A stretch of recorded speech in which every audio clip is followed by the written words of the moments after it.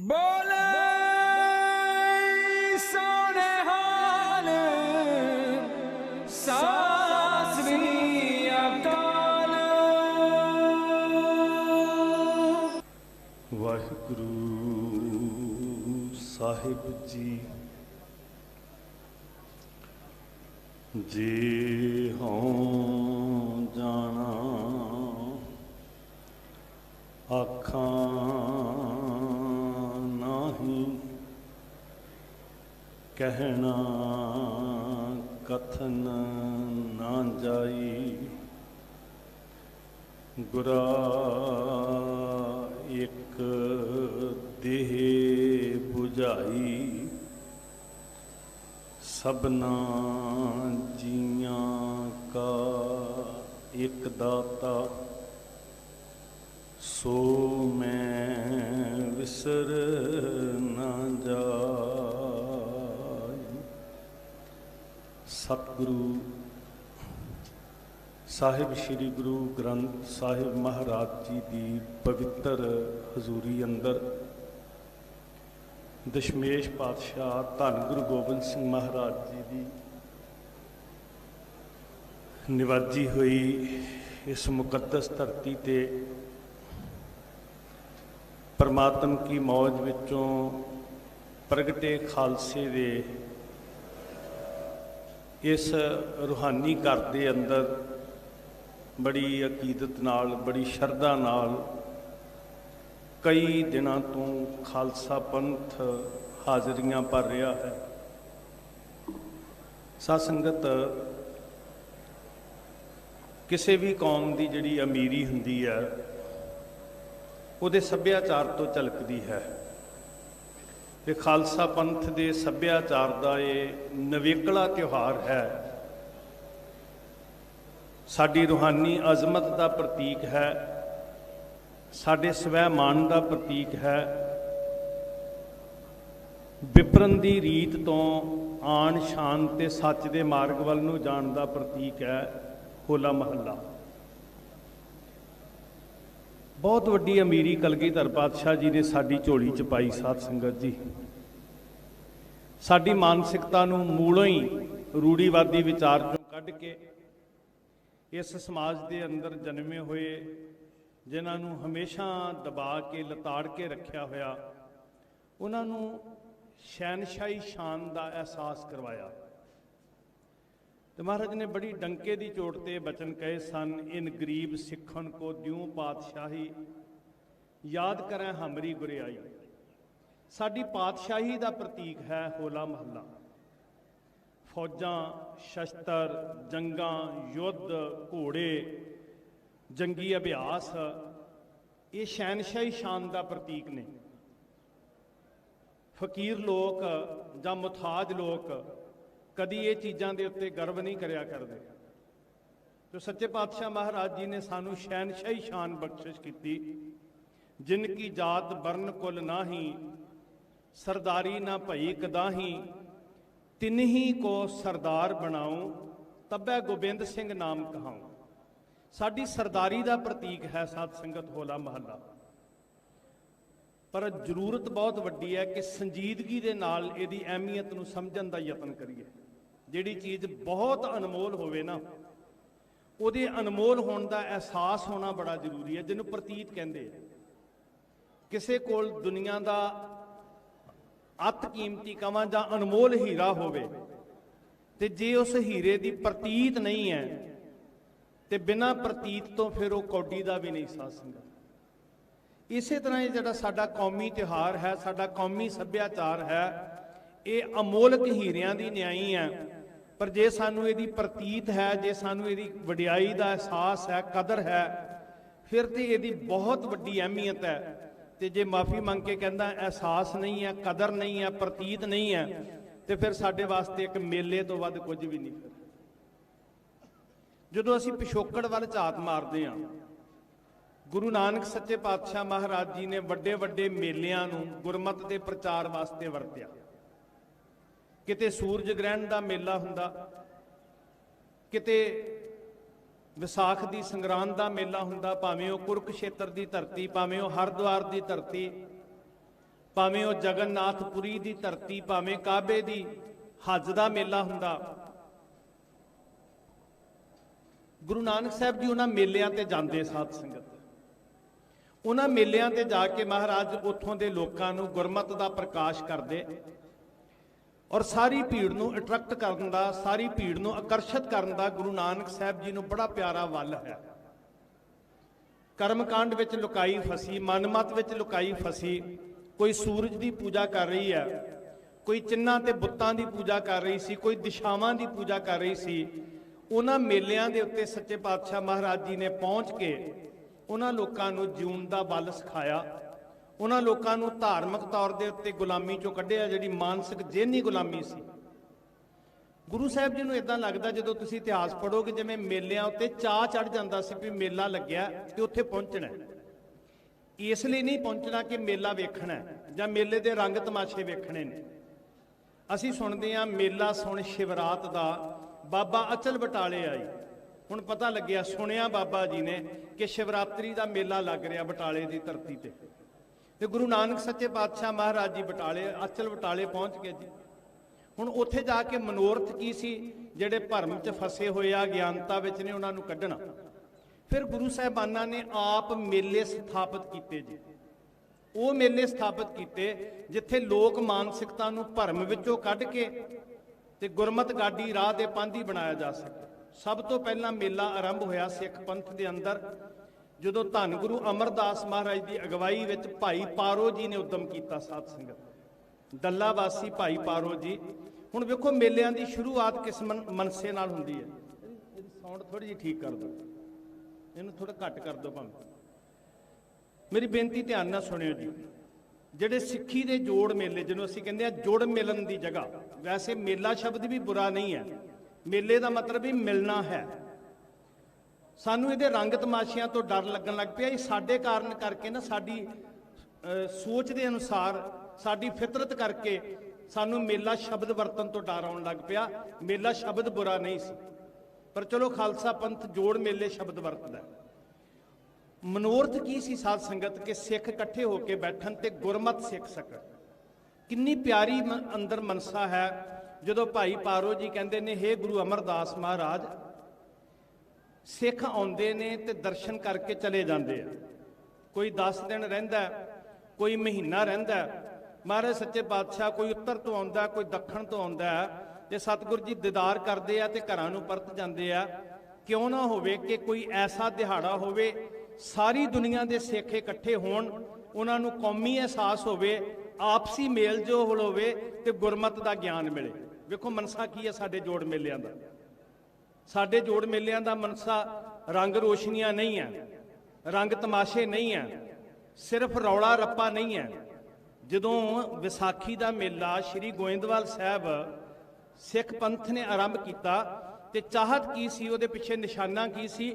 ਕਿ ਦੁਨੀਆ ਭਰ ਵਿੱਚ ਵਸਦੇ ਸਿੱਖ ਇਕੱਠੇ ਹੋਣ, ਕੌਮੀ ਅਹਿਸਾਸ ਹੋਵੇ, ਪਰਿਵਾਰ ਵਾਂਗੂ ਜੁੜਨ, ਗੁਰਮਤਿ ਗ੍ਰਹਿਣ ਕਰਨ ਤੇ ਆਪਸੀ ਮੇਲ ਜੋਲ ਹੋਵੇ। ਇਸ ਮਨਸੇ ਨੂੰ ਸਮਝਣ ਦਾ ਯਤਨ ਕਰਨਾ ਕਿ ਕੀ ਅੱਜ ਅਸੀਂ ਇਸ ਮਨਸੇ 'ਚ ਕਾਮਯਾਬ ਹਾਂ? ਆਪਸੀ ਮੇਲ ਜੋਲ ਹੋਣਾ, ਗੁਰਮਤਿ ਗ੍ਰਹਿਣ ਕਰਨੀ, ਸਿੱਖ ਨੇ ਸਿੱਖ ਨੂੰ ਪਹਿਚਾਨਣਾ, ਸਿੱਖ ਨੇ ਸਿੱਖ ਨੂੰ ਪਿਆਰ ਨਾਲ ਗਲ ਨਾ ਲਾਉਣਾ। ਕੋਈ ਧੜੇ ਨਹੀਂ, ਕੋਈ ਵਖਰੇਵੇਂ ਨਹੀਂ, ਕੋਈ ਵੰਡੀਆਂ ਨਹੀਂ। ਗੁਰੂ ਅਮਰਦਾਸ ਮਹਾਰਾਜ ਜੀ ਨੇ ਸ਼ਾਬਾਸ਼ ਕਹਿ ਕੇ, ਅਗਵਾਈ ਦੇ ਕੇ ਸ਼੍ਰੀ ਗੋਇੰਦਵਾਲ ਸਾਹਿਬ ਪਹਿਲੀ ਵਾਰ ਜਿਹੜੀ ਲੋਕਾਂ ਦੀ ਮਾਨਸਿਕਤਾ ਵੱਖਰੇ ਵੱਖਰੇ ਨਦੀਆਂ, ਨਾਲਿਆਂ, ਤੀਰਥਾਂ ਤੇ ਭਟਕਣ ਦੀ ਸੀ, ਉਹਨਾਂ ਲੋਕਾਂ ਨੂੰ ਗੁਰੂ ਦੀ ਹਜ਼ੂਰੀ ਵਿੱਚ ਇਕੱਠੇ ਹੋਣ ਦਾ ਸੱਦਾ ਦਿੱਤਾ। ਹੁਣ ਲੋਕ ਤੇ ਉਹੀ ਸੀ ਨਾ ਜੀ, ਜਿਹੜੇ ਕਦੀ ਤੀਰਥਾਂ ਤੇ ਭਟਕ ਕੇ ਕਹਿੰਦੇ ਸੀ ਇੱਥੇ 84 ਕੱਟੀਆਂ ਜਾਣੀਆਂ, ਇੱਥੇ ਸਾਡੀ ਮੁਕਤੀ ਹੋ ਜਾਣੀ ਹੈ। ਉਹ ਸਾਰੀ ਲੁਕਾਈ ਦੀ ਸੋਚ ਨੂੰ ਗੁਰੂ ਵਾਲੇ ਪਾਸੇ ਕੇਂਦਰਿਤ ਕੀਤਾ। ਸ਼੍ਰੀ ਗੋਇੰਦਵਾਲ ਸਾਹਿਬ ਪਹਿਲੀ ਵਾਰ ਸਿੱਖ ਪੰਥ ਨੇ ਵਿਸਾਖੀ ਮਨਾਈ। ਭਾਈ ਪਾਰੋ ਜੀ ਨੇ ਉਦਮ ਕੀਤਾ, ਗੁਰੂ ਅਮਰਦਾਸ ਮਹਾਰਾਜ ਜੀ ਨੇ ਅਗਵਾਈ ਕੀਤੀ। ਇਸੇ ਤਰ੍ਹਾਂ ਸਾਧ ਸੰਗਤ ਅਗਲੇ ਦਿਹਾੜੇ ਚੱਲਦੇ ਆ। ਅੱਜ ਅਸੀਂ ਇਤਿਹਾਸ ਦੇ ਤੱਥ ਫੋਲਦੇ ਆ ਤੇ ਕਈ ਵਾਰੀ ਵਖਰੇਵੇਂ ਲੱਭਦੇ ਆ ਕਿ ਗੁਰੂ ਹਰਗੋਬਿੰਦ ਸਾਹਿਬ ਮਹਾਰਾਜ ਜੀ ਕੀ ਦੀਵਾਲੀ ਵਾਲੇ ਦਿਨ ਸ਼੍ਰੀ ਅੰਮ੍ਰਿਤਸਰ ਸਾਹਿਬ ਪਹੁੰਚੇ ਸੀ ਕਿ ਨਹੀਂ ਪਹੁੰਚੇ। ਪਰ ਮੈਂ ਕਹਿੰਦਾ ਇਹ ਪੰਥ ਦੀ ਵਿਲੱਖਣਤਾ ਹੈ। ਅਰਥ ਇਹ ਨਹੀਂ ਹੈ ਕਿ ਗੁਰੂ ਸਾਹਿਬ ਇੱਕ ਦਿਨ ਪਹਿਲਾਂ ਪਹੁੰਚੇ, ਕੋ ਉਸ ਦਿਨ ਪਹੁੰਚੇ ਕਿ ਜਾਂ ਇੱਕ ਦਿਨ ਬਾਅਦ ਵਿੱਚ, ਇਹ ਕੋਈ ਅਰਥ ਨਹੀਂ ਰੱਖਦੀ ਗੱਲ।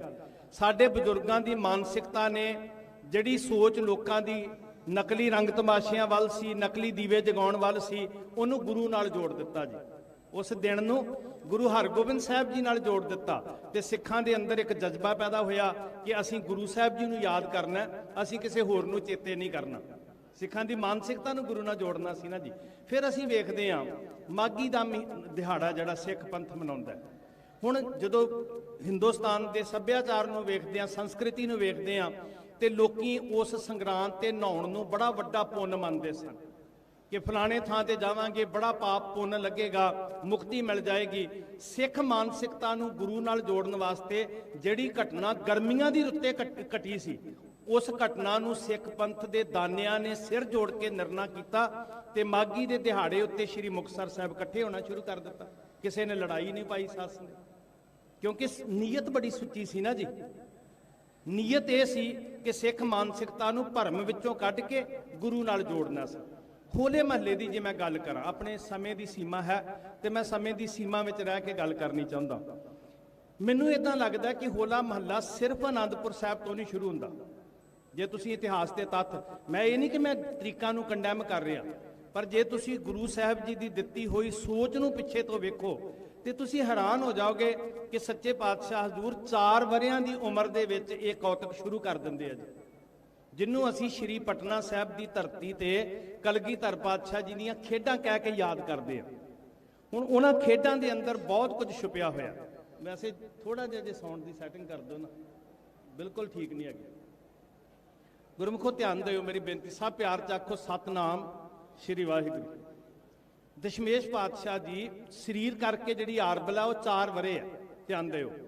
ਤੇ ਮਹਾਰਾਜ ਸਭ ਤੋਂ ਪਹਿਲਾਂ ਗੰਗਾ ਦੇ ਤੱਟ ਤੇ ਕੀ ਕਰਦੇ ਆ? ਆਹੀ ਹੋਲੇ ਮਹੱਲੇ ਵਾਲਾ ਕੌਤਕ।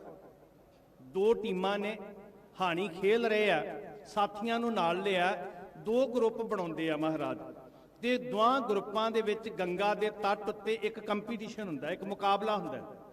ਇੱਕ ਪਾਸਿਓਂ ਇੱਕ ਗਰੁੱਪ ਪਾਣੀ ਦੇ ਛੱਟੇ ਮਾਰਦਾ, ਦੂਜੇ ਪਾਸਿਓਂ ਦੂਜਾ ਗਰੁੱਪ ਪਾਣੀ ਦੇ ਛੱਟੇ ਮਾਰਦਾ। ਹੁਣ ਪਾਣੀ ਦੇ ਛੱਟਿਆਂ ਨਾਲ ਕੀ ਹੋ ਰਿਹਾ? ਕੰਪੀਟੀਸ਼ਨ ਹੋ ਰਿਹਾ, ਮੁਕਾਬਲਾ ਹੋ ਰਿਹਾ। ਦੋਨਾਂ ਦੇ ਅੰਦਰ ਬੜਾ ਜੋਸ਼ ਹੈ, ਬੜਾ ਜਜ਼ਬਾ ਹੈ, ਵਾਹੋ-ਦਾਹੀ ਇੱਕ ਦੂਜੇ ਨੂੰ ਜਿੱਤਣ ਦੀ ਕੋਸ਼ਿਸ਼ ਕੀਤੀ ਜਾ ਰਹੀ ਹੈ। ਦੋਨਾਂ ਦੇ ਅੰਦਰ ਬੜਾ ਕੌਨਫੀਡੈਂਸ ਹੁੰਦਾ ਹੈ, ਦੋਨਾਂ ਦੇ ਅੰਦਰ ਬੜੀ ਹਿੰਮਤ ਆਉਂਦੀ ਹੈ ਤੇ ਦੋਨੋਂ ਦਲ, ਦੋਨੋਂ ਜਥੇ, ਦੋਨੋਂ ਗਰੁੱਪ ਇੱਕ ਦੂਜੇ ਦੇ ਉੱਤੇ ਵਾਹੋ-ਦਾਹੀ ਪਾਣੀ ਦੀਆਂ ਛੱਟਾਂ ਨਾਲ ਵਾਰ ਕਰਦੇ ਆ ਤੇ ਫਿਰ ਇੱਕ ਜਥਾ ਜਿੱਤ ਜਾਂਦਾ, ਦੂਜਾ ਜਥਾ ਜਿਹੜਾ ਉਹ ਪਾਸੇ ਹਟ ਜਾਂਦਾ। ਹੁਣ ਇਹ ਖੇਡ ਹੈ, ਵੇਖਣ ਨੂੰ ਕੀ ਹੈ? ਬੱਚਿਆਂ ਦੀ ਖੇਡ। ਆਪਾਂ ਨੂੰ ਬਾਹਰੀ ਨਜ਼ਰ ਨਾਲ ਕੀ ਲੱਗਦੀ ਹੈ ਕਿ ਇਹ ਬਾਲ ਖੇਡ ਹੈ, ਪਰ ਸਾਧ ਸੰਗਤ ਜੀ, ਵਾਹ ਮੇਰੇ ਕਲਗੀਧਰ ਪਾਤਸ਼ਾਹ ਜਿਨ੍ਹਾਂ ਨੇ ਖੇਡਾਂ ਦੇ ਰਾਹੀਂ ਅੰਦਰ ਧਰਮ ਪੈਦਾ ਕਰ ਦਿੱਤਾ। ਮਾਫ ਕਰਿਓ, ਇਹ ਮੇਰੇ ਸਤਿਗੁਰੂ ਜੀ ਦੀ ਦੇਣ ਸੀ ਕਿ ਜਿਨ੍ਹਾਂ ਨੇ ਖੇਡਾਂ ਰਾਹੀਂ ਵੀ ਧਰਮ ਸਿਖਾ ਦਿੱਤਾ। ਪਰ ਜਦੋਂ ਆਪਣੀ ਮਾਨਸਿਕਤਾ ਅੱਜ ਵੇਖਦੇ ਹਾਂ, ਅਸੀਂ ਧਰਮ ਨੂੰ ਵੀ ਖੇਡ ਬਣਾ ਕੇ ਰੱਖ ਦਿੱਤਾ। ਕਲਗੀਧਰ ਪਾਤਸ਼ਾਹ ਜੀ ਨੇ ਪਾਣੀ ਦੇ ਛੱਟਿਆਂ ਤੋਂ ਬਾਅਦ ਗੁਲੇਲਿਆਂ ਤੱਕ ਗੱਲ ਆਉਂਦੀ ਹੈ। ਗੁਲੇਲਿਆਂ ਦੇ ਨਾਲ 2 ਦਲਾਂ ਦੇ ਮੁਕਾਬਲੇ ਹੁੰਦੇ ਆ। ਫਿਰ ਸੱਚੇ ਪਾਤਸ਼ਾਹ ਜੀ ਤੀਰ ਕਮਾਨ ਬਣਾਉਂਦੇ ਆ, ਪਟਨਾ ਸਾਹਿਬ ਹੀ। ਹੁਣ ਹੁੰਦਾ ਕੀ ਹੈ ਸਾਧ ਸੰਗਤ ਜੀ? ਉਹ ਲੋਕ, ਉਹ ਬੱਚੇ, ਉਹ ਪੀੜ੍ਹੀਆਂ ਜਿਹੜੀਆਂ ਪਿਛਲੇ ਹਜ਼ਾਰਾਂ ਸਾਲਾਂ ਤੋਂ ਜਿਨ੍ਹਾਂ ਦੀ ਮਾਨਸਿਕਤਾ ਗੁਲਾਮ ਹੈ, ਜਿਨ੍ਹਾਂ ਦੀ ਸੋਚ ਨੇ ਗੁਲਾਮੀ ਨੂੰ ਤਸਲੀਮ ਕਰ ਲਿਆ ਹੋਇਆ, ਜਿਨ੍ਹਾਂ ਨੇ ਅੰਦਰੋਂ ਗੁਲਾਮੀ ਪ੍ਰਵਾਨ ਕਰ ਲਈ ਹੋਈ ਹੈ, ਜਿਨ੍ਹਾਂ ਦੇ ਅੰਦਰੋਂ ਸੁਪਨਾ ਮਰ ਚੁੱਕਿਆ ਹੈ ਕਿ ਉਹ ਕਦੀ ਜਿੱਤ ਵੀ ਸਕਦੇ ਆ, ਜਿੱਤਣ ਦਾ ਜਜ਼ਬਾ ਅੰਦਰੋਂ ਮੂਲੋਂ ਹੀ ਮੁੱਕ ਚੁੱਕਿਆ। ਤੇ ਸੱਚੇ ਪਾਤਸ਼ਾਹ ਜੀ ਨੇ ਭਾਵੇਂ ਪਾਣੀ ਦੇ ਛੱਟੇ ਮਾਰ ਕੇ ਗਰੁੱਪ ਬਣਾਏ, ਭਾਵੇਂ ਗੁਲੇਲਿਆਂ ਨਾਲ ਗਰੁੱਪ ਬਣਾਏ, ਭਾਵੇਂ ਤੀਰਾਂ ਨਾਲ ਮੁਕਾਬਲਾ ਕਰਾਇਆ, ਅਸਲ ਵਿੱਚ ਉਹ ਢਹਿੰਦੀ ਕਲਾ ਦੀ ਮਾਨਸਿਕਤਾ ਵਿੱਚ ਜਿੱਤਣ ਦਾ ਜਜ਼ਬਾ ਪੈਦਾ ਕੀਤਾ। ਉਹਨਾਂ ਦੇ ਅੰਦਰ ਸਵੈਮਾਨ ਪੈਦਾ ਕੀਤਾ, ਉਹਨਾਂ ਦੇ ਅੰਦਰ ਜੋਸ਼ ਪੈਦਾ ਕੀਤਾ, ਉਹਨਾਂ ਦੇ ਅੰਦਰ ਹਿੰਮਤ ਪੈਦਾ ਕੀਤੀ। ਇਹ ਸੁਪਨਾ ਬਹੁਤ ਵੱਡੀ ਚੀਜ਼ ਹੁੰਦੀ ਹੈ। ਜਿਹੜੀਆਂ ਕੌਮਾਂ ਦੇ ਅੰਦਰ, ਜਿਹੜੇ ਲੋਕਾਂ ਦੇ ਅੰਦਰ ਜਿੱਤਣ ਦਾ ਸੁਪਨਾ ਪੈਦਾ ਹੁੰਦਾ ਨਾ, ਉਹ ਮਰ ਕੇ ਵੀ ਇੱਕ ਦਿਨ ਆਪਣੀ ਹਰ ਮੈਦਾਨ ਫਤਿਹ ਜਿਹੜੀ ਆ ਉਹ ਪ੍ਰਾਪਤ ਕਰਦੀਆਂ ਨੇ।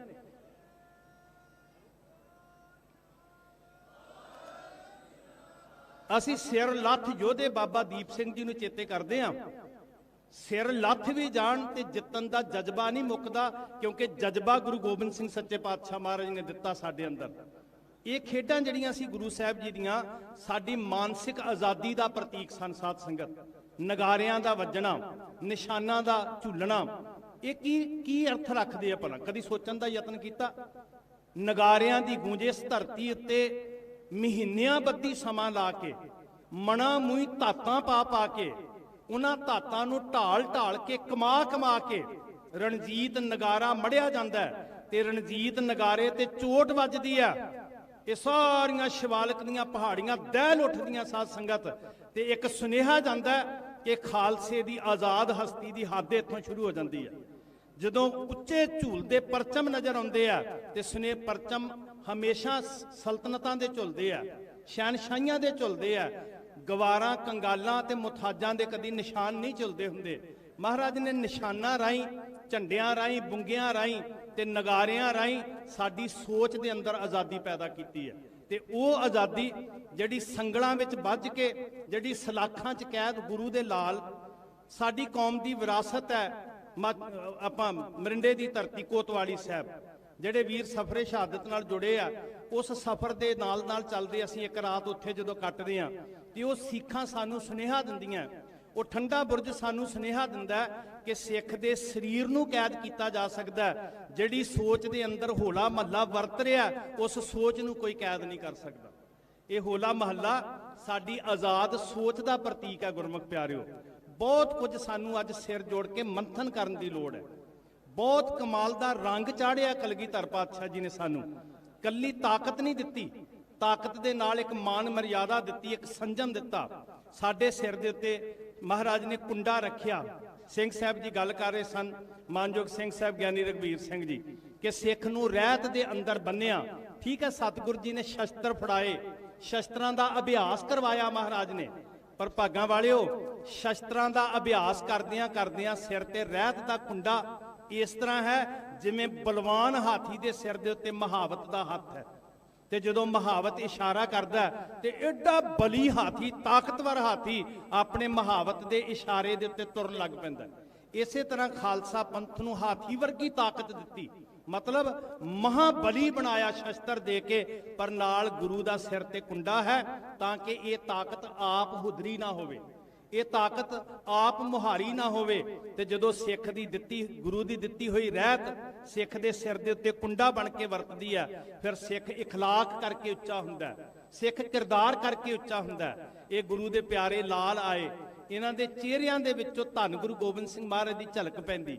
ਗੁਰਮੁਖੋ ਸਾਹਿਬ ਨੇ ਮਾਣ ਦਿੱਤਾ ਸੀ, ਸਾਨੂੰ ਸ਼ਸਤਰ ਦੇ ਕੇ, ਸਾਨੂੰ ਬਾਣਾ ਦੇ ਕੇ, ਸਾਨੂੰ ਅੰਮ੍ਰਿਤ ਦੀਆਂ ਘੁੱਟਾਂ ਪਿਆ ਕੇ, ਕਲਗੀਧਰ ਪਾਤਸ਼ਾਹ ਨੇ ਸਾਨੂੰ ਰਹਿਤ ਦੇ ਕੇ ਤੇ ਨਾਲ ਆਪਣਾ ਜਾਹੋ ਜਲਾਲ ਦੇ ਕੇ ਕਿਹਾ ਸੀ ਕਿ ਸਿੱਖੋ, ਜਿੰਨੀ ਦੇਰ ਰਹਿਤ ਦੇ ਪਾਬੰਦ ਹੋ, ਮੇਰਾ ਸਾਰਾ ਜਲਾਲ ਤੁਹਾਡੇ ਨੇਤਰਾਂ 'ਚੋਂ ਡਲਕਾਂ ਮਾਰੇਗਾ।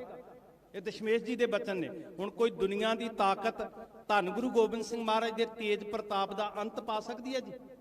ਜਦੋਂ ਸਾਹਿਬ ਕਲਗੀਧਰ ਪਿਤਾ ਕਹਿੰਦੇ ਨੇ, ਜਬ ਲਗ ਖਾਲਸਾ ਰਹਿ ਨਿਆਰਾ, ਤਬ ਲਗ ਤੇਜ ਦਿਓ ਮੈਂ ਸਾਰਾ, ਗੱਜ ਕੇ ਕਹਿਓ, ਤਬ ਲਗ ਤੇਜ ਦਿਓ ਮੈਂ ਸਾਰਾ। ਹੁਣ ਉਹ ਸਾਰਾ ਤੇਜ ਕਿੰਨਾ ਕੁ ਹੈ? ਕੋਈ ਦੁਨੀਆ ਦੀ ਤਾਕਤ ਅੰਤ ਪਾ ਸਕੇਗੀ? ਤੇ ਮਹਾਰਾਜ ਕਹਿੰਦੇ, ਉਹ ਮੈਂ ਸਾਰਾ ਤੇਜ ਆਪਣੇ ਖਾਲਸੇ ਦੇ ਨੇਤਰਾਂ ਦੇ ਵਿੱਚ ਭਰ ਦਿਆਂਗਾ।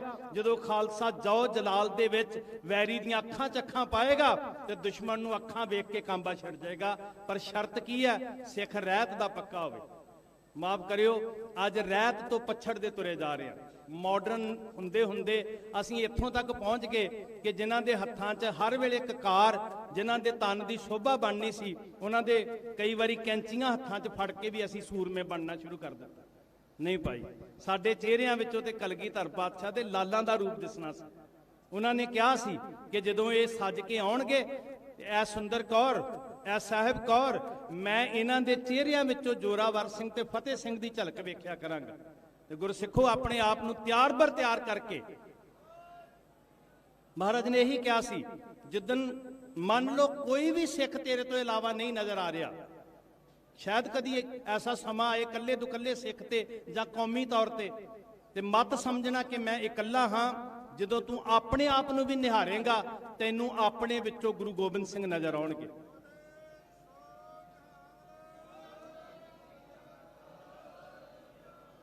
ਗੁਰਮੁਖੋ, ਇਹ ਸਵੈ ਮਾਣ ਦਾ ਪ੍ਰਤੀਕ ਹੈ। ਮਹਾਰਾਜ ਨੇ ਰੁਤਬਾ ਦਿੱਤਾ ਜਦੋਂ ਕਿਹਾ, ਰਹਿਣੀ ਰਹਿ ਸੋਈ ਸਿੱਖ ਮੇਰਾ, ਉਹ ਸਾਹਿਬ ਮੈਂ ਉਸਕਾ ਚੇਰਾ। ਦੁਨੀਆ ਵਿੱਚ ਐਸਾ ਮਾਣ ਕਿਸੇ ਨੂੰ ਮਿਲਿਆ ਕਿ ਇਸ਼ਟ ਸਾਜਣ ਵਾਲਾ, ਨਿਵਾਜਣ ਵਾਲਾ ਆਪਣੇ ਸਿੱਖਾਂ ਅੱਗੇ ਸਿਰ ਝੁਕਾ ਕੇ ਕਹਿ ਰਿਹਾ ਹੋਵੇ, ਰਹਿਤ ਦੇ ਪਾਬੰਦ ਰਹਿਓ, ਤੁਸੀਂ ਹੁਕਮ ਕਰਿਓ ਤੇ ਗੋਬਿੰਦ ਸਿੰਘ ਨੌਕਰ ਬਣ ਕੇ ਹੁਕਮ ਮੰਨੇਗਾ। ਇਹ ਧਰਤੀ ਤੁਹਾਨੂੰ ਮਾਣ ਦੇ ਰਹੀ ਹੈ, ਕੇਸਗੜ੍ਹ ਸਾਹਿਬ ਦੀ ਧਰਤੀ। ਪਰ ਕੇਸਗੜ੍ਹ ਦਾ ਵਾਸਤਾ ਪਾ ਕੇ ਕਹਿੰਦਾ ਗੁਰਸਿੱਖੋ, ਜਿਹੜਾ ਰੰਗ ਗੁਰੂ ਗੋਬਿੰਦ ਸਿੰਘ ਜੀ ਨੇ ਚਾੜਿਆ ਸੀ ਨਾ, ਉਸ ਰੰਗ ਨੂੰ ਚਾੜਨ ਦਾ ਯਤਨ ਕਰੀਏ। ਰੰਗ ਲਾਗਾ ਅਤ ਲਾਲ ਦੇ ਪਿੱਛੇ ਲਿਖਿਆ। ਹੁਣ ਉਹ ਅਤ ਲਾਲ ਜਿਹਦੇ ਤੁੱਲ ਦੁਨੀਆ ਦਾ ਕੋਈ ਰੰਗ ਨਹੀਂ ਹੋ ਸਕਦਾ, ਭਾਗਾਂ ਵਾਲਿਓ, ਉਸ ਗੁਰੂ ਦੇ ਰੰਗ ਵਿੱਚ ਰੰਗੇ ਜਾਣ ਦਾ ਯਤਨ ਕਰੀਏ। ਅਸੀਂ ਫੇਰ ਅੱਜ ਨਕਲੀ ਰੰਗਾਂ ਦੀ ਖੇਡ ਖੇਡਣ ਲੱਗ ਪਏ। ਮਾਫੀ ਮੰਗ ਕੇ ਕਹਿੰਦਾ ਗੁਰਮੁਖੋ, ਜਿਹੜਾ ਰੰਗ ਗੁਰੂ ਨੇ ਚਾੜਿਆ ਸੀ ਨਾ, ਜਿਹੜਾ ਰੰਗ ਚਾੜ ਕੇ ਉਹਨੇ ਕਿਹਾ ਸੀ ਹੁਣ ਤੂੰ ਸੂਰਮਾ ਹੋ ਗਿਆ, ਤੈਨੂੰ ਹਰ ਰੰਗ ਚਾੜ ਦਿੱਤਾ। ਜਾਂ ਕਹੋ ਹਰ ਰੰਗ ਲਾਗੋ ਇਸ ਯੁਗ ਮੈਂ, ਸੋ ਕਹੀਅਤ ਹੈ ਸੂਰਾ। ਹੁਣ ਹਰ ਰੰਗ ਤੋਂ ਬਿਨਾ, ਰੂਹਾਨੀ ਕਮਾਈ ਤੋਂ ਬਿਨਾ, ਆਤਮਿਕ ਤੇਜ਼ ਤਪ ਤੋਂ ਬਿਨਾ ਸਿੱਖ ਨਹੀਂ ਬਣ ਸਕਦਾ ਗੁਰਮੁਖੋ। ਉਹਨੂੰ ਰੰਗ ਉਹਦਾ ਡਲਕਾ ਨਹੀਂ ਮਾਰ ਸਕਦਾ। ਕਿੰਨੀ ਕੁ ਦੇਰ ਰਹਿ ਜਾਣਗੇ ਝੂਠੇ ਰੰਗ। ਸਾਹਿਬ ਨੇ ਐਸਾ ਰੰਗ ਚਾੜਿਆ। ਮਹਾਰਾਜ ਆਪਾਂ ਰੋਜ਼ ਬਚਨ ਪੜ੍ਹਦੇ, ਬਾਣੀ ਪੜ੍ਹਨ ਵਾਲੇ ਸਿੱਖ ਤੁਸੀਂ ਭਾਗਾਂ ਵਾਲੇ। ਕਾਇਆ ਰੰਗਣ ਜੇ ਥੀਆ ਪਿਆਰੇ, ਪਾਈਐ ਨਾਉ ਮਜੀਠ। ਮਜੀਠੜਾ ਰੰਗ, ਨਕਲੀ ਰੰਗ ਨਹੀਂ, ਕੱਚਾ ਰੰਗ ਨਹੀਂ। ਇਹ ਕੈਮੀਕਲ ਨੇ, ਇਹ ਤੁਹਾਡੀਆਂ ਅੱਖਾਂ ਖਰਾਬ ਕਰ ਦੇਣਗੇ, ਤੁਹਾਡੀ ਸਕਿਨ ਖਰਾਬ ਕਰ ਦੇਣਗੇ। ਇਹ ਕਿਸੇ ਨਾ ਕਿਸੇ ਹਾਦਸੇ ਦਾ ਕਾਰਨ ਬਣ ਸਕਦੇ ਨੇ। ਮੈਂ ਗੁਰੂ ਦਾ ਵਾਸਤਾ ਪਾ ਕੇ ਕਹਿੰਦਾ, ਇਹ ਸਾਡਾ ਕਲਚਰ ਨਹੀਂ ਹੈ। ਮੈਂ ਕੌਮ ਦਾ ਚੌਕੀਦਾਰ ਹੋਣ ਦੇ ਨਾਤੇ ਤੁਹਾਡੇ ਚਰਨਾਂ 'ਚ ਬੇਨਤੀ ਕਰਦਾ, ਆਓ ਇਸ ਕਾਇਆ ਨੂੰ ਬਣਾਈਏ ਮਟਕੀ ਤੇ ਰੰਗਣ ਵਾਲਾ ਹੋਵੇ ਗੁਰੂ ਗੋਬਿੰਦ ਸਿੰਘ ਮਹਾਰਾਜ। ਦੁਨੀਆ ਨੇ ਐਸਾ ਰੰਗ ਨਹੀਂ ਡਿੱਠਾ ਹੋਏਗਾ ਜਿਹੜਾ ਰੰਗ ਕੇਸਗੜ੍ਹ ਸਾਹਿਬ ਦੀ ਧਰਤੀ ਤੋਂ ਤੁਹਾਨੂੰ ਚੜ੍ਹੇਗਾ।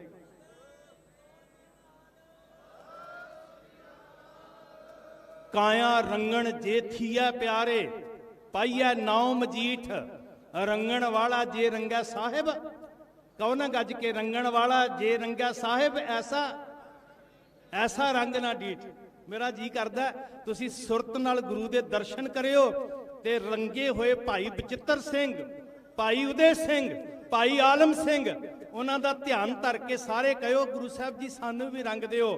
ਐਸਾ ਰੰਗ ਨਾ ਡੀਠ, ਐਸਾ ਰੰਗ ਨਾ ਡੀਠ, ਐਸਾ ਰੂਹ ਨਾਲ, ਐਸਾ ਰੰਗ ਨਾ ਡੀਠ, ਐਸਾ ਰੰਗ ਨਾ ਡੀਠ, ਐਸਾ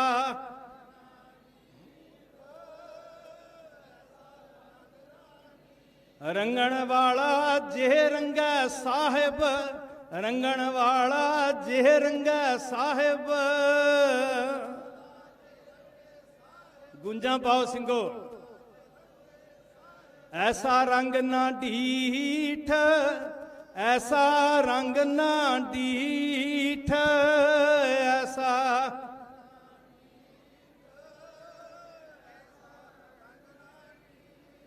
ਇਸ ਧਰਤੀ ਤੇ ਹੋਲੇ ਮਹੱਲੇ ਤੋਂ ਨਾ ਜਜ਼ਬੇ ਨਾਲ ਭਰ ਕੇ ਜਾਣਾ। ਅੱਜ ਤੁਹਾਡੇ ਸਿਰ ਤੇ ਖਤਰੇ ਮੰਡਰਾ ਰਹੇ ਆ, ਔਰ ਸਭ ਤੋਂ ਵੱਡੀ ਤੁਹਾਡੇ ਸਾਹਮਣੇ ਇੱਕ ਕੰਧ ਖੜੀ ਹੈ ਜਿਹੜੀ ਪੂਰੀ ਤਰ੍ਹਾਂ ਤੁਹਾਨੂੰ ਦਬਾਉਣ ਦੇ ਯਤਨ ਵਿੱਚ ਹੈ, ਉਹ ਹੈ ਵਿਪਰਵਾਦ ਦੀ ਸੋਚ। ਤੇ ਜੇ ਗੁਰੂ ਦੇ ਸਿੱਖੋ ਅਸੀਂ ਫੇਰ ਰਲ ਗੱਡ ਹੋ ਗਏ, ਨਾ ਨਿਕਲੇ। ਮਹਾਰਾਜ ਕਹਿੰਦੇ ਜਾਬੇ ਗਹਿ ਵਿਪਰਨ ਕੀ ਰੀਤ, ਬਾਕੀਆਂ ਦੀ ਗੱਲ ਛੱਡੋ, ਗੁਰੂ ਨੇ ਸਾਡੀ ਬਾਹ ਛੱਡ ਦੇਣੀ ਜੀ।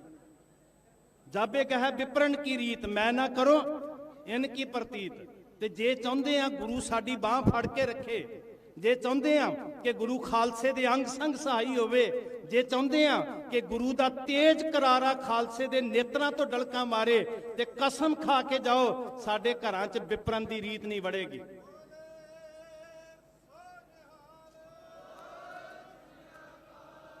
ਗੁਰੂ ਨੇ ਰੰਗ ਚਾੜਿਆ। ਮੇਰੀ ਗੱਲ ਧਿਆਨ ਨਾਲ ਸੁਣ ਲਿਓ ਮੇਰੇ ਗੁਰਸਿੱਖ ਵੀਰੋ, ਮੇਰੀ ਰੂਹ ਖੁਸ਼ ਹੋ ਜਾਂਦੀ ਤੁਹਾਡੇ ਸਰੂਪ ਵੇਖ ਕੇ, ਤੁਹਾਡੇ ਬਾਣੇ ਵੇਖ ਕੇ, ਤੁਹਾਡੇ ਜਜ਼ਬੇ ਵੇਖ ਕੇ। ਅੱਜ ਇਹ ਨਿਸ਼ਾਨ ਸਾਹਿਬ ਚੁੱਭ ਰਿਹਾ ਹਕੂਮਤਾਂ ਨੂੰ। ਸਿੰਘਾਂ ਦੇ ਮੋਟਰਸਾਈਕਲਾਂ ਤੋਂ ਨਿਸ਼ਾਨ ਸਾਹਿਬ ਲਾਉਣ ਦੇ ਯਤਨ ਹੋ ਰਹੇ, ਰੜਕਦਾ ਨਿਸ਼ਾਨ ਸਾਹਿਬ ਇਹਨਾਂ ਦੀਆਂ ਅੱਖਾਂ ਦੇ ਵਿੱਚ। ਜਿਨ੍ਹਾਂ ਨੂੰ ਨਹੀਂ ਭੁੰਦਾ, ਮੈਂ ਉਹਨਾਂ ਨੂੰ ਦੱਸਣਾ ਚਾਹੁੰਦਾ ਕਿ ਜੇ ਨਿਸ਼ਾਨ ਸਾਹਿਬ ਨਾ ਝੂਲਦਾ ਤੇ ਇਸ ਦੇਸ਼ ਦਾ ਇਹ ਨਕਸ਼ਾ ਨਹੀਂ ਸੀ ਹੋਣਾ ਗੁਰਮੁਖੋ।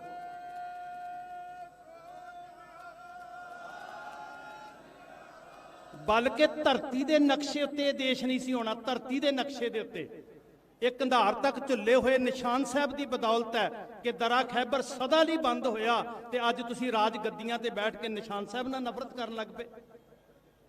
ਗੁਰਸਿੱਖ ਪਿਆਰਿਓ, ਇੱਕੋ ਹੀ ਇੱਕ ਹੱਲ ਹੈ, ਤੁਹਾਡੇ ਅੰਦਰ ਕੌਮੀ ਏਕਤਾ ਹੋਵੇ। ਜਿਹੜੇ ਤੁਹਾਨੂੰ ਧੜਿਆਂ 'ਚ ਵੰਡਣਾ ਚਾਹੁੰਦੇ ਨੇ ਉਹਨਾਂ ਨੂੰ ਮੂੰਹ ਤੋੜ ਜਵਾਬ ਦਿਓ। ਉਹ ਤੁਹਾਡੇ ਕਦੀ ਵੀ ਪੰਥ ਦੇ ਮਿੱਤਰ ਨਹੀਂ ਹੋ ਸਕਦੇ। ਪਹਿਚਾਨਣ ਦਾ ਯਤਨ ਕਰੋ ਬੁੱਕਲ ਦੇ ਬੈਠੇ ਉਹਨਾਂ ਸੱਪਾਂ ਨੂੰ।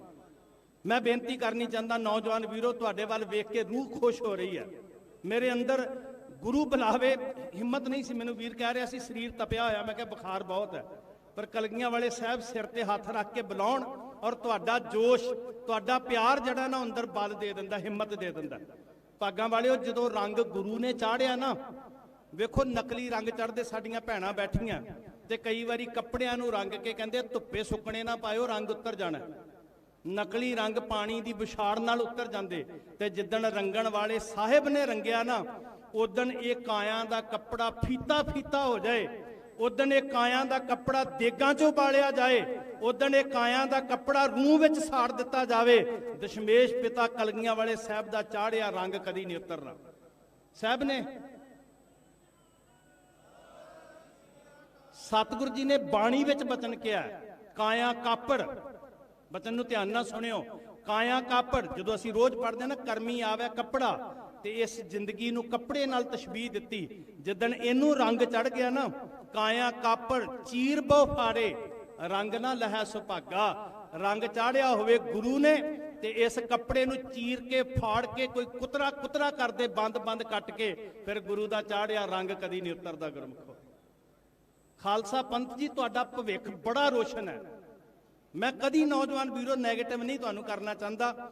ਬਸ ਇੱਕ ਕੋਸ਼ਿਸ਼ ਤੁਸੀਂ ਕਰਨੀ ਹੈ, ਇੱਕ ਤਾਕਤ ਤੁਸੀਂ ਇਕੱਠੀ ਕਰਨੀ ਹੈ, ਉਹ ਕੌਮੀ ਏਕਤਾ। ਵਖਰੇਵੇਂ ਛੱਡ ਕੇ ਆਪੋ ਆਪਣ ਬੜੀ ਅਜੀਬ ਤਰ੍ਹਾਂ ਦੀਆਂ ਛੋਟੀਆਂ ਹੋਸ਼ੀਆਂ ਗੱਲਾਂ 'ਚ ਵੰਡੇ ਜਾਂਦੇ ਹਾਂ ਅਸੀਂ। ਕੌਮ ਦਾ ਇੱਕ ਨਿਸ਼ਾਨ ਹੈ, ਇੱਕ ਗ੍ਰੰਥ ਹੈ, ਇੱਕ ਪੰਥ ਹੈ, ਇੱਕ ਘਰ ਹੈ ਸਾਡਾ ਸ਼੍ਰੀ ਅਨੰਦਪੁਰ ਸਾਹਿਬ। ਮੈਂ ਮਾਫੀ ਮੰਗ ਕੇ ਕਹਿੰਦਾ, ਸਾਡੀ ਫਿਤਰਤ ਕੀ ਬਣ ਗਈ ਆ, ਅਸੀਂ 300 ਸਾਲ 500 ਸਾਲ ਪਿਛਲੀਆਂ ਬਾਤਾਂ ਤੇ ਜ਼ਰੂਰ ਕਰਦੇ ਆ, ਪਰ ਅੱਜ ਕੀ ਕਰਨਾ ਤੇ ਸਾਡੇ ਸਾਹਮਣੇ ਕੀ ਚੁਣੌਤੀਆਂ, ਅਸੀਂ ਅੱਖਾਂ ਮੀਟ ਲੈਂਦੇ ਆ। ਪਰ ਕਬੂਤਰ ਦੇ ਅੱਖਾਂ ਮੀਟਿਆਂ ਬਿੱਲੀ ਦਾ ਵਾਰ ਖਾਲੀ ਨਹੀਂ ਜਾਣਾ। ਅੱਜ ਅੱਖਾਂ ਖੋਲਣ ਦੀ ਜ਼ਰੂਰਤ ਹੈ।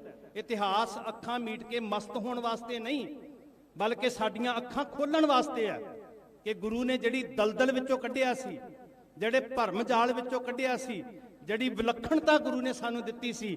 ਮੇਰੀਓ ਭੈਣੋ, ਜਿੱਦਣ ਘਰਾਂ 'ਚ ਤੁਸੀਂ ਇਸ ਵਿਲੱਖਣਤਾ ਨੂੰ ਸਾਂਭ ਲਿਆ ਨਾ, ਇਉਂ ਤੀਸਰ ਪੰਥ ਰਚਾਇਓ ਵੱਡ ਸੂਰ ਗਹੇਲਾ, ਵਾਹ ਵਾਹ ਗੋਬਿੰਦ ਸਿੰਘ ਆਪੇ ਗੁਰਚੇਲਾ। ਉਹ ਤੀਸਰ ਪੰਥ ਦੀ ਸ਼ਾਨ ਨੂੰ,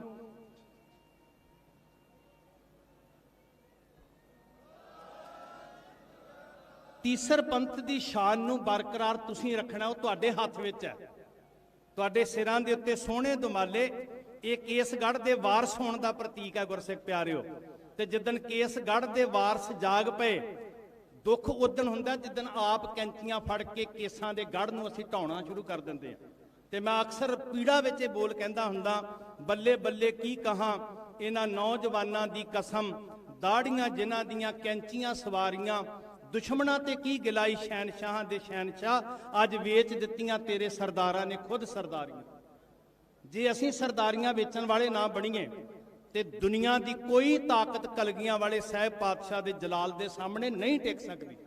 ਇੱਥੇ ਦੋ ਸਿੱਖ ਗੁਰੂ ਦੇ, ਜਿਨ੍ਹਾਂ ਨੂੰ ਗੁਰੂ ਨਾਮ ਦਾ ਰੰਗ ਚਾੜਦਾ ਹੈ, ਜਿਨ੍ਹਾਂ ਨੂੰ ਗੁਰੂ ਬਾਣੀ ਦੇ ਰੰਗ 'ਚ ਰੰਗਦਾ ਹੈ। ਹੱਥਾਂ ਵਿੱਚ ਢੰਗ ਦੇ ਸ਼ਸਤਰ ਨਹੀਂ, ਰੁੱਖਾਂ ਦੇ ਟੰਬੇ ਤੋੜ ਕੇ ਨੂਰ ਦੀ ਸਰਾਂ ਦੇ ਉੱਤੇ ਦੋ ਸਿੰਘ ਖਾਲਸੇ ਦੇ ਰਾਜ ਨੂੰ ਸਥਾਪਿਤ ਕਰ ਦਿੰਦੇ ਆ।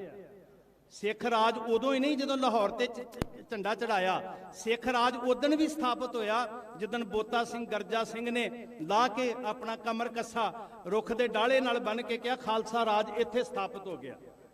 ਉਹ ਜੋਸ਼, ਉਹ ਜਜ਼ਬਾ, ਉਹ ਸਵੈਮਾਨ, ਇਹ ਹੋਲਾ ਮਹੱਲਾ ਸਾਨੂੰ ਦਿੰਦਾ। ਜਦੋਂ ਤੁਸੀਂ ਵਾਰਸ ਬਣ ਕੇ ਜਾਗ ਪਏ, ਸੰਸਾਰ ਦੀ ਕੋਈ ਤਾਕਤ ਤੁਹਾਡੇ ਸਾਹਮਣੇ ਰੋਕ ਪੈਦਾ ਨਹੀਂ ਕਰ ਸਕਦੀ ਗੁਰਮੁਖੋ। ਪਰ ਜ਼ਰੂਰਤ ਕੀ ਹੈ? ਆਪਣੇ ਘਰਾਂ ਦੇ ਅੰਦਰ ਬਾਣੀ ਲੈ ਕੇ ਆਓ, ਅੰਮ੍ਰਿਤ ਵੇਲਾ ਲੈ ਕੇ ਆਓ, ਨਿਤਨੇਮ ਲੈ ਕੇ ਆਓ।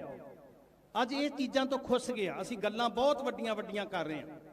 ਅਸੀਂ ਜਦੋਂ ਲੜਨਾ ਹੁੰਦਾ ਨਾ ਪੰਥ ਦੇ ਵਿੱਚ, ਤੇ ਅਸੀਂ ਕਹਿੰਦੇ ਹਾਂ ਸਾਡੇ ਤੋਂ ਵੱਡਾ ਸਿੱਖ ਹੀ ਕੋਈ ਨਹੀਂ, ਚੌਧਰੀ ਕੋਈ ਨਹੀਂ। ਪਰ ਸੱਚੀ ਮੁੱਚੀ ਜੇ ਪੁੱਛ ਕੇ ਵੇਖੀਏ ਤੇ ਬਾਣੀ ਦਾ ਕੋਈ ਅਸਰ, ਨਿਤਨੇਮ ਦਾ ਕੋਈ ਜਾਗ, ਕੋਈ ਅੰਮ੍ਰਿਤ ਵੇਲੇ ਦਾ ਰੰਗ, ਜਦੋਂ ਆਪਣੇ ਘਰਾਂ 'ਚ ਆਪਣੇ ਨਿੱਜ ਵੱਲ ਝਾਤੀ ਮਾਰਦੇ ਆ ਤੇ ਫਿਰ ਕੋਰੇ ਰਹਿ ਜਾਂਦੇ। ਜਦੋਂ ਅਸੀਂ ਆਪਣੇ ਆਪ ਤੋਂ ਸ਼ੁਰੂ ਕਰਾਂਗੇ ਤੇ ਫਿਰ ਇਹ ਧਰਤੀ ਤੁਹਾਡੇ ਨਾਲ ਆਹਿਦ ਕਰਦੀ ਹੈ ਖਾਲਸਾ ਪੰਥ ਦਾ ਘਰ ਕਿ ਦੁਨੀਆ 'ਚ ਵਸਦੇ ਸਿੱਖੋ, ਤੁਸੀਂ ਆਨੰਦਪੁਰ ਦੇ ਵਾਸੀ ਹੋ ਤੇ ਆਨੰਦਪੁਰ ਵਾਲਾ ਸਤਿਗੁਰੂ ਸਦਾ ਖਾਲਸੇ ਦੀ ਝੋਲੀ 'ਚ ਆਨੰਦ ਦੀਆਂ ਬਖਸ਼ਿਸ਼ਾਂ ਪਾਉਂਦਾ।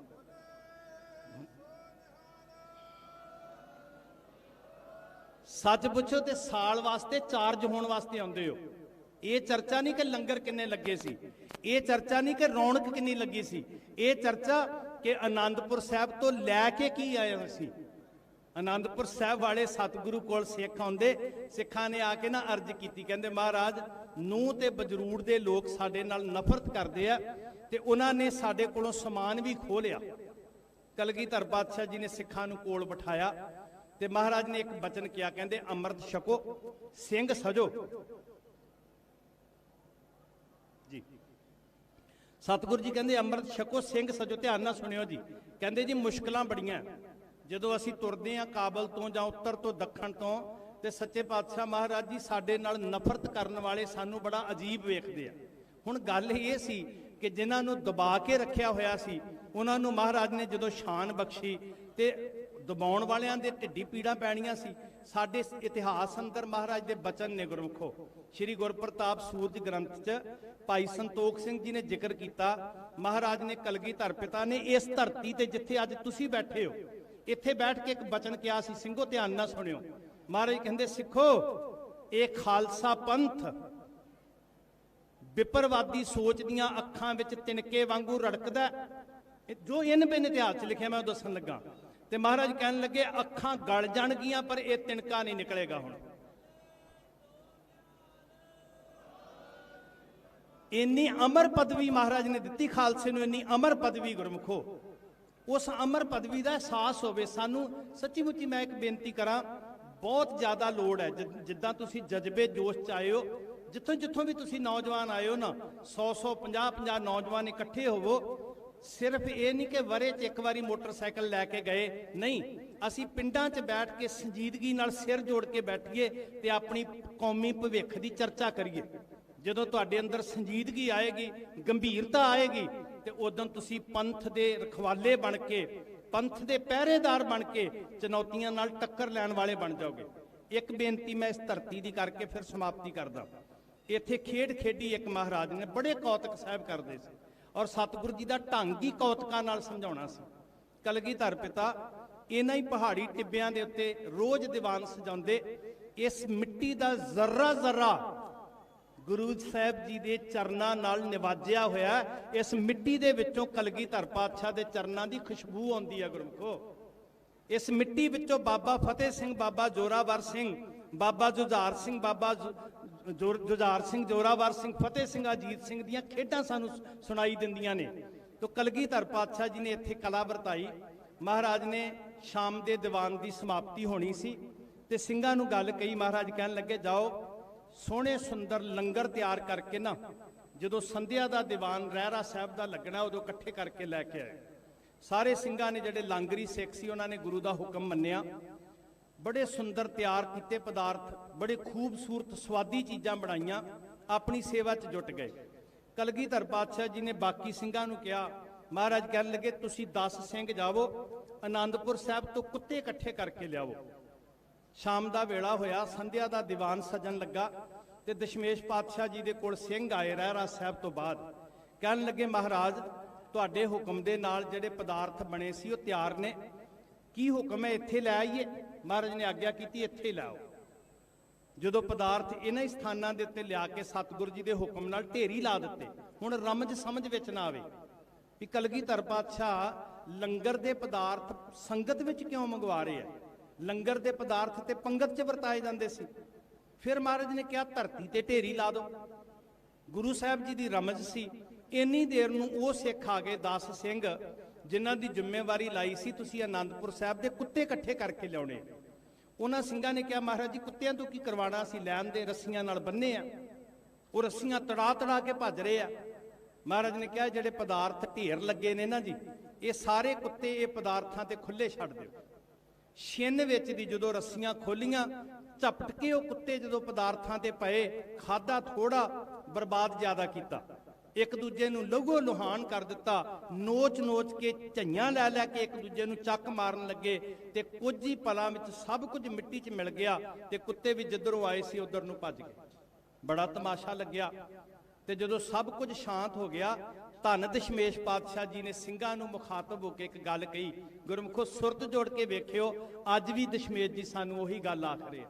ਮਹਾਰਾਜ ਕਹਿਣ ਲੱਗੇ, ਸਿੰਘੋ ਕੁਝ ਸਿੱਖਿਆ? ਤੇ ਸਿੰਘ ਕਹਿਣ ਲੱਗੇ, ਸਤਿਗੁਰ ਸੱਚੇ ਪਾਤਸ਼ਾਹ ਕੀ ਰਮਜ ਸੀ, ਸਾਨੂੰ ਕੀ ਸਿਖਾਉਣਾ ਚਾਹੁੰਦੇ ਸੀ, ਸਮਝਾਓ।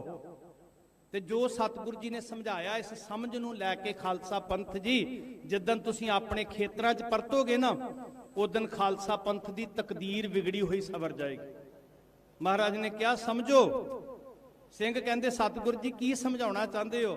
ਤੇ ਦਸ਼ਮੇਸ਼ ਪਾਤਸ਼ਾਹ ਕਹਿਣ ਲੱਗੇ, ਭਲਿਓ ਜੇ ਇਹ ਕੁੱਤੇ ਆਪਸ ਵਿੱਚ ਪਿਆਰ ਦੇ ਨਾਲ ਵੰਡ ਕੇ ਖਾਂਦੇ, ਨਾਲੇ ਆਪ ਰੱਜਦੇ ਨਾਲੇ ਦੂਜਿਆਂ ਜੋਗਾ ਬਚਦਾ, ਤੇ ਦੂਜਾ ਇਹ ਤਮਾਸ਼ਾ ਨਾ ਬਣਦੇ, ਖੂਨੋ ਖੂਨੀ ਨਾ ਹੁੰਦੇ।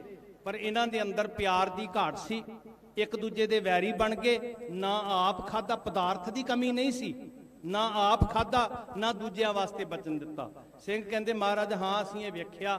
ਸਾਹਿਬ ਕਹਿੰਦੇ, ਬਸ ਆਹੀ ਸਿੱਖਣਾ, ਜੇ ਪਿਆਰ ਵਿੱਚ ਰਹੋਗੇ ਤੇ ਬਰਕਤਾਂ ਦੀ ਕਮੀ ਨਹੀਂ ਹੈ, ਨਾਲੇ ਆਪ ਰੱਜੋਗੇ ਨਾਲੇ ਦੁਨੀਆ ਨੂੰ ਰਜਾਓਗੇ।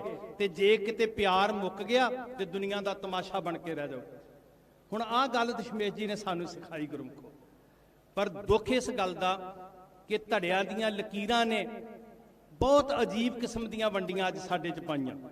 ਮੈਂ ਬਾਣੀ ਕਿੰਨੀ ਪੜ੍ਹਦਾ ਹਾਂ, ਮੈਂ ਕਿੰਨੇ ਵਜੇ ਜਾਗਦਾ ਹਾਂ, ਮੈਂ ਕਿਹੜੇ ਭਾਂਡੇ ਵਿੱਚ ਖਾਂਦਾ ਹਾਂ, ਇਹ ਕੋਈ ਵੰਡੀਆਂ ਦੇ ਅਰਥ ਨਹੀਂ ਹਨ। ਸਾਧ ਸੰਗਤ, ਸਾਨੂੰ ਘਰ ਇੱਕ ਦਿੱਤਾ ਸ਼੍ਰੀ ਅਨੰਦਪੁਰ ਸਾਹਿਬ, ਤੇ ਖਾਲਸੇ ਦੀ ਮਾਂ ਮਾਤਾ ਸਾਹਿਬ ਕੌਰ, ਖਾਲਸੇ ਦੇ ਪਿਤਾ ਧੰਨ ਗੁਰੂ ਗੋਬਿੰਦ ਸਿੰਘ ਸੱਚੇ ਪਾਤਸ਼ਾਹ। ਤੇ ਜਦੋਂ ਖਾਲਸੇ ਦਾ ਪਿਓ ਇੱਕ ਹੈ, ਖਾਲਸੇ ਦੀ ਮਾਂ ਇੱਕ ਹੈ, ਖਾਲਸੇ ਦਾ ਘਰ ਇੱਕ ਹੈ, ਤੇ ਫਿਰ ਦੁਨੀਆ 'ਚ ਵਸਦਾ ਖਾਲਸਾ ਇੱਕ ਪਰਿਵਾਰ ਹੈ। ਤੇ ਜਿਨ੍ਹਾਂ ਪਰਿਵਾਰਾਂ ਵਿੱਚ ਵੰਡੀਆਂ ਪੈ ਜਾਂਦੀਆਂ, ਉਹ ਪਰਿਵਾਰ ਟੁੱਟ ਜਾਂਦੇ ਆ ਗੁਰਮੁਖੋ, ਉਹ ਪਰਿਵਾਰ ਬਿਖਰ ਜਾਂਦੇ ਆ। ਅੱਜ ਪ੍ਰਤਿੱਗਿਆ ਕਰਕੇ ਜਾਈਏ ਸਾਰੇ, ਅੱਜ ਗੁਰੂ ਨਾਲ ਵਾਅਦਾ ਕਰਕੇ ਜਾਈਏ। ਕਲਗੀਧਰ ਪਾਤਸ਼ਾਹ ਆਪਣਾ ਨਿੱਜ ਪਾਸੇ ਰੱਖ ਕੇ, ਆਪਣੀ ਹਉਮੈ ਪਾਸੇ ਰੱਖ ਕੇ, ਮਹਾਰਾਜ ਅਸੀਂ ਤੇਰੇ ਪਰਿਵਾਰ ਨੂੰ ਟੁੱਟਣ ਨਹੀਂ ਦਿਆਂਗੇ। ਇੱਕਾ ਬਾਣੀ, ਇੱਕ ਗੁਰ, ਇੱਕੋ ਸ਼ਬਦ ਵਿਚਾਰ, ਇਸ ਨਿਸ਼ਾਨ ਦੇ ਹੇਠਾਂ ਅਸੀਂ ਇਕੱਠੇ ਹੋਵਾਂਗੇ। ਕਮਾਲ ਹੋ ਗਈ, ਦੁਸ਼ਮਣ ਨੂੰ ਨਿਸ਼ਾਨ ਸਾਹਿਬ ਦੀ ਸਮਝ ਆ ਰਹੀ ਹੈ, ਸਿੱਖ ਨੂੰ ਨਿਸ਼ਾਨ ਸਾਹਿਬ ਦੀ ਸਮਝ ਕਿਉਂ ਨਹੀਂ ਆ ਰਹੀ? ਸਿੱਖ ਫਿਰ ਨਿਸ਼ਾਨ ਸਾਹਿਬ ਤੋਂ ਵਿਸਲਾ ਹੁੰਦਾ ਤੁਰਿਆ ਜਾ ਰਿਹਾ। ਸੋ ਜਦੋਂ ਤੁਸੀਂ ਜੋਸ਼ ਜਜ਼ਬੇ ਨੂੰ ਆਪਣੇ ਨੂੰ ਗੁਰੂ ਦੇ ਦਰ ਦੇ ਉੱਤੇ ਆ ਕੇ ਰੀਨਿਊ ਕਰੋਗੇ, ਹਰ ਸਾਲ ਹਰ ਦਿਨ ਕਲਗੀਧਰ ਪਾਤਸ਼ਾਹ ਤੁਹਾਡੇ ਅੰਗ ਸੰਗ ਹੋਣਗੇ। ਜਿੱਦਨ ਰੋਜ਼ ਸਿੱਖ ਪ੍ਰੇਮ ਚ ਪੜੇਗਾ ਕਿ ਜ਼ਾਹਰ ਜ਼ਹੂਰ ਹੈ ਕਿ ਹਾਜ਼ਰ ਹਜ਼ੂਰ ਹੈ, ਜਿੱਦਨ ਰੋਜ਼ ਸਿੱਖ ਪ੍ਰੇਮ ਚ ਪੜੇਗਾ ਦੁਕਾਲੰਗ ਪਰਨਾਸੀ ਦਇਆਲੰਗ ਸਰੂਪੇ ਸਦਾ ਅੰਗ ਸੰਗੇ ਅਭੰਗੰਗ ਪੇ ਪੂਤੇ, ਉਦਣ ਧੰਨ ਗੁਰੂ ਗੋਬਿੰਦ ਸਿੰਘ ਮਹਾਰਾਜ ਤੁਹਾਡੇ ਨਾਲ ਖੜੇ ਤੁਹਾਨੂੰ ਪ੍ਰਤੀਤ ਹੋਣਗੇ, ਤੁਹਾਡੇ ਅੰਦਰ ਵਰਤਦੇ ਤੁਹਾਨੂੰ ਪ੍ਰਤੀਤ ਹੋਣਗੇ। ਗੁਰੂ ਗੋਬਿੰਦ ਸਿੰਘ ਮਹਾਰਾਜ ਤੁਹਾਡੇ ਤੋਂ ਕਦੀ ਜੁਦਾ ਨਹੀਂ ਹੈ ਖਾਲਸਾ ਜੀ। ਅਸੀਂ ਵੇਖਣ ਵਾਲੀ ਅੱਖ ਲੈ ਕੇ ਆਈਏ, ਬਸ ਰਹਿਤ ਦੇ ਧਾਰਨੀ ਹੋ ਕੇ, ਖੰਡੇ ਬਾਟੇ ਦੀ ਪਹੁਲ ਲੈ ਕੇ ਆਪਣੇ ਨਿੱਜ ਵਿੱਚੋਂ ਗੁਰੂ ਗੋਬਿੰਦ ਸਿੰਘ ਮਹਾਰਾਜ ਨੂੰ ਵੇਖਿਓ। ਤੇ ਮਹਾਰਾਜ ਕਹਿੰਦੇ ਫਿਰ ਖਾਲਸੇ 'ਚ ਤੇ ਮੇਰੇ ਵਿੱਚ ਕੋਈ ਅੰਤਰ ਨਹੀਂ। ਹਉ ਖਾਲਸੇ ਕਾ ਖਾਲਸਾ ਮੇਰੋ, ਓਤ ਪੋਤ ਸਾਗਰ ਬੁੰਦੇਰੋ। ਇਦਾਂ ਇੱਕਮਿਕ ਜਿਵੇਂ ਸਮੁੰਦਰ ਵਿੱਚ ਬੂੰਦ ਪੈ ਕੇ ਇੱਕਮਿਕ ਹੋ ਜਾਂਦੀ। ਸੋ ਭਾਗਾਂ ਵਾਲਿਓ, ਇਹ ਦਿਨ ਵਿਸ਼ਲੇਸ਼ਣ ਦਾ ਦਿਨ ਹੈ, ਇਹ ਦਿਨ ਆਹਿਦ ਕਰਨ ਦਾ ਦਿਨ ਹੈ, ਇਹ ਦਿਨ ਗੁਰੂ ਪ੍ਰਤੀ ਸਮਰਪਿਤ ਹੋਣ ਦਾ ਦਿਨ ਹੈ। ਇਹ ਦਿਨ ਮੈਂ ਨੂੰ ਪਾਸੇ ਰੱਖ ਕੇ ਤੂੰ ਦੀ ਧੁਨ ਅਲਾਪਨ ਦਾ ਦਿਨ ਹੈ। ਭਵਿੱਖ ਬਹੁਤ ਉਜਲਾ ਹੈ, ਚਿੰਤਾ ਨਾ ਕਰੋ। ਜਿਹੜੀਆਂ ਔਕੜਾਂ ਆਉਂਦੀਆਂ ਨਾ, ਨੌਜਵਾਨ ਵੀਰੋ, ਮੈਂ ਤੁਹਾਨੂੰ ਬੇਨਤੀ ਕਰਦਾ, ਸਾਡੇ ਇਤਿਹਾਸ ਨੇ ਇਹ ਮੋਹਰ ਲਾਈ ਹੈ ਕਿ ਜਿਉਂ-ਜਿਉਂ ਗੁਲਾਬ ਨੂੰ ਕੱਟਿਆ ਜਾਂਦਾ, ਤਿਉਂ-ਤਿਉਂ ਗੁਲਾਬ ਉੱਤੇ ਖੇੜਾ ਆਉਂਦਾ। ਜਿਉਂ ਕਾਟੇ ਤੇ ਵਧੈ ਗੁਲਾਬ, ਗਿਆਨੀ ਗਿਆਨ ਸਿੰਘ ਲਿਖਦੇ, ਜਿਉਂ ਕਾਟੇ ਤੇ ਵਧੈ ਗੁਲਾਬ ਤਿਉਂ ਸਿੰਘ ਵਧੈ ਨਿਤ ਹੋਏ ਅਜ਼ਾਬ। ਜਿੰਨਾ ਸਾਡੇ ਤੇ ਕਸ਼ਟ ਆਏਗਾ, ਜਿਵੇਂ ਗੁਲਾਬ ਨੂੰ ਛਾਂਗੀਏ ਤੇ ਹੋਰ ਨਿਖਾਰ ਆਉਂਦਾ, ਇਸੇ ਤਰ੍ਹਾਂ ਜਿੰਨਾ ਪੰਥ ਤੇ ਔਕੜਾਂ ਆਉਂਦੀਆਂ ਨੇ, ਪੰਥ ਦੁੱਖ ਦਾਰੂ ਕਹਿ ਕੇ ਪ੍ਰਵਾਨ ਕਰਦਾ ਗੁਰਮੁਖੋ। ਪਰ ਇੱਕੋ ਹੀ ਬੇਨਤੀ ਹੈ, ਕੌਮੀ ਏਕਤਾ, ਇਹ ਵਖਰੇਵੇਂ ਆਪਣੀਆਂ ਚਤੁਰਾਈਆਂ ਪਾਸੇ ਰੱਖ ਦਈਏ ਔਰ ਇਮਾਨਦਾਰੀ ਦੇ ਨਾਲ ਗੁਰੂ ਪੰਥ ਨੂੰ ਨਤਮਸਤਕ ਹੋਈਏ। ਬਹੁਤ ਨਫ਼ਰਤ ਦੇ ਬੀਜ ਬੀਜੇ ਜਾ ਰਹੇ ਆ, बहुत घिरना दी अग बाली जा रही है। और मैं माफी मंग के कहता कई बारी तो इदां लगदा कि असीं गुरु की अगवाई नहीं कबूल रहे, फेसबुक की अगवाई कबूल रहे। जिधर नूं सानू उलारू करना चाहता कोई, असीं 10 चीज़ां पढ़ते हैं उधर नूं उलारू हो जाते। किद्दां असीं अंदरों चेतन होवांगे? और इहदा इक्को ही एक हल है, जदों तुसीं बाणी नूं समझना शुरू करोगे, जदों बाणी दा सहज पाठ तुहाडे घरां 'च शुरू होएगा, उदों कोई तुहानूं वरगला नहीं सकेगा। गुरमुखो, गुरु पिता जी रहमत करन। ये बहुत माण मत्ता दिहाड़ा है, कौमी विलखणता का दिहाड़ा है। कौम दियां अत सन्मानयोग शख्सियतां, परम सन्मानयोग सिंह साहिबान, सिख कौम की नुमाइंदा जथेबंदी श्रोमणी गुरुद्वारा प्रबंधक कमेटी के सेवादार साहिबान, वो सारे पंथ सहित इत्थे हाज़र ने। ते आओ कलगियां वाले पातशाह आप हाज़र नाज़र अपने तखत ते विराजमान सुरत नूं जगा के गुरु के दर्शन करिए। ते जिहड़ी गल सिंह साहब कह रहे सी ना, बड़े निर्मल एहसास विच तुसीं इदां ही अनुभव करियो कि अज गुरु गोबिंद सिंह महाराज आप अगवाई करके साडे विच खड़े ने। असीं सिजदा करिए, नमस्कार करिए ते प्रण करके जाइए, पातशाह अपनियां सोचां पासे रख के तेरे पंथ दे मार्ग दे पांधी बन के आनंदपुर दे वासी बन के जीवांगे। हर चुनौती च हर मैदान फतेह प्राप्त होएगी। भुल्लां बख्शणियां जी, असीस देनी। वाहिगुरू जी का खालसा, वाहिगुरू जी की फतेह। बोले